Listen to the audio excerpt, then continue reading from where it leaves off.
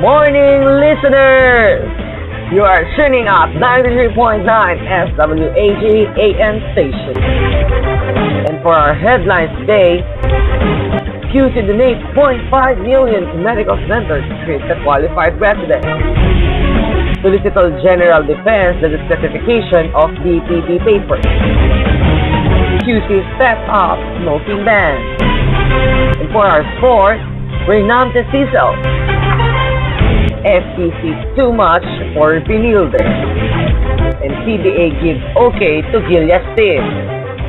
QC donates 0.5 million pesos to medical center to treat qualified residents. The Quezon City government has donated 500,000 pesos financial assistance to the Dr. Fedel Mundo Medical Center Foundation, Philippines Incorporated, which will be used to provide quality health care to the city's poor residents. Formerly known as the Children's Memorial Hospital, the country's first pediatric hospital, the hospital was named after the country's most distinguished pediatrician, Fedel Mundo. Of the 500,000 pesos financial assistance, 350,000 pesos will be utilized as discretionary fund of Mayor Herbert Bautista for the treatment of eligible City Hall employees, residents, or patients referred by the Office of the Mayor to the medical facility.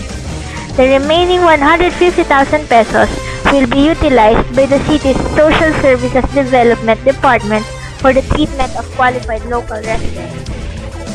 A memorandum of agreement between Bautista and Foundation Board Chairman Eliza Bengzon was signed.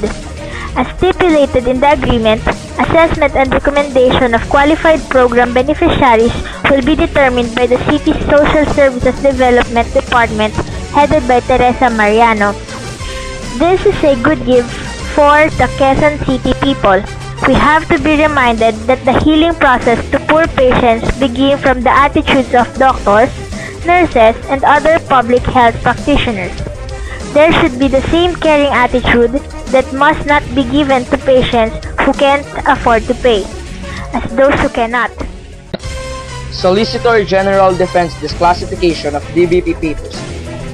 Solicitor General Jose Anselmo Cadiz said Wednesday President Benigno S. Aquino III decision to disclassify the documents on about 17 billion peso in questionable transaction made by the former officials of the Development Bank of the Philippines, or DBP, was part of government's resolve to hold accountable those who committed misdeeds. Ordered disclassified were documents pertaining to the 660 million peso loans in 2009 granted to Philippines Delta Ventures Resources Incorporation, the $60 million investment in the now bankrupt Lehman Brothers Holding Incorporation, the $90 million loan to Global Air Services Incorporation in 2008, and the installment sale of the Manila Electric Corporation or Meralco shares in 2009. The authority disclassified information was contained in a September 13, 2011 letter sent by DBP President and Chief Executive Officers Francisco F. Del Rosario Jr., by Executive Secretary Paquito N. Ochoa Jr., who signed by authority of the President. He said that since the Office of the Ombudsman has decided to conduct a preliminary investigation of the criminal charges against Ong Pin and several former of the incumbent DPP officials, in due time the documents on the loan transaction will have to be subpoenaed by the Ombudsman. This is John Paul F. Obias, your news anchor, reporting. Hey, Thirst, can I try out a few Coke Summer sound effects on you? Yes. Cool. You okay with this? Yes. And this? Yes. And what about this? Yes. Ha! Gotcha there, Thirst. That wasn't sound effects. That was a Coke. I'm no longer thirsty. You're so out of here. Coca-Cola, open happiness. QC steps up smoking ban.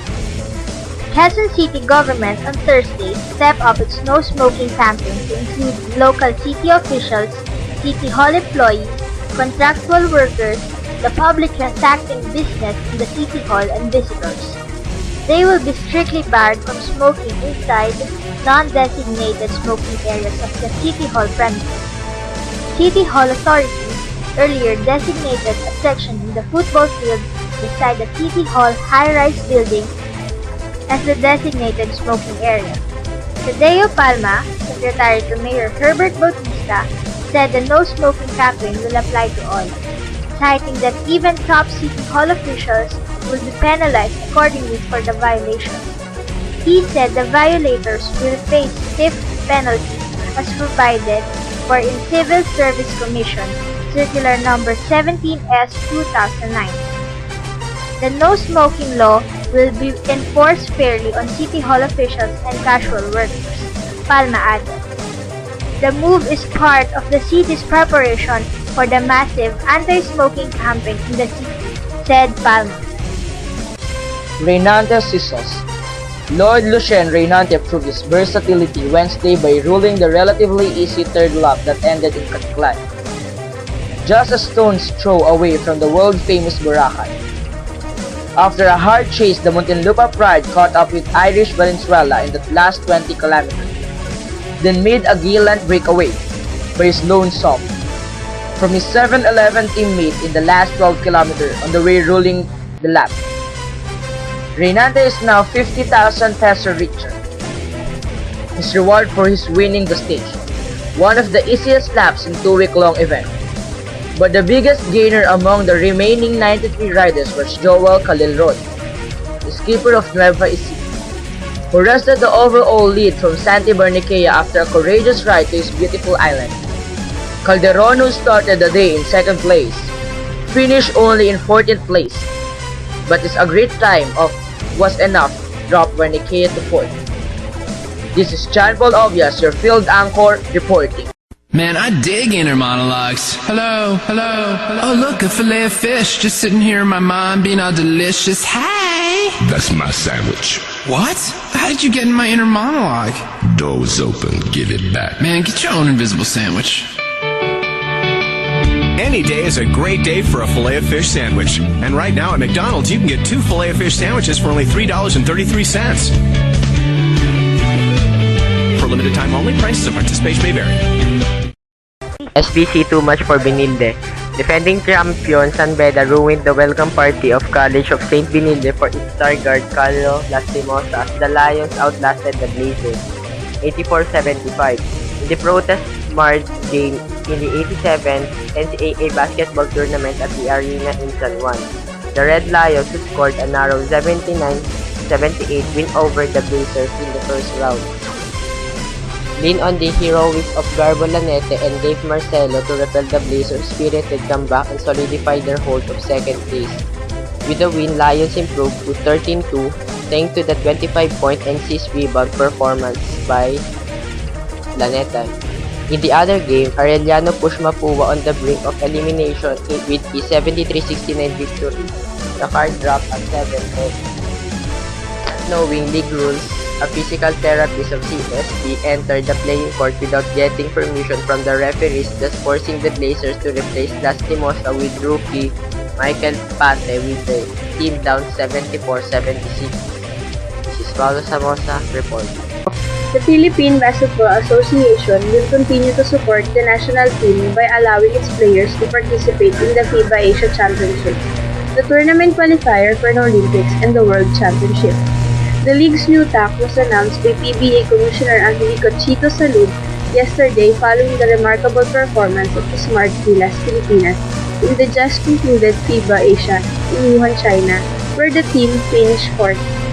PBA Board Chairman Atty. Mamerto Mondragon said that the success of Smart Gilas will further boost the popularity of basketball, considered as the #1 sport in the country, and the league will benefit from its accomplishment. The good finish will hike the interest of basketball fans, said Mondragon. This is Tricia Marie Ibañez from SWAG, Field Anchor, reporting. This is SWAG radio station. It's about to sign off. Thank you for listening. I'm again Mark Antego, your DJ for today. Thank you.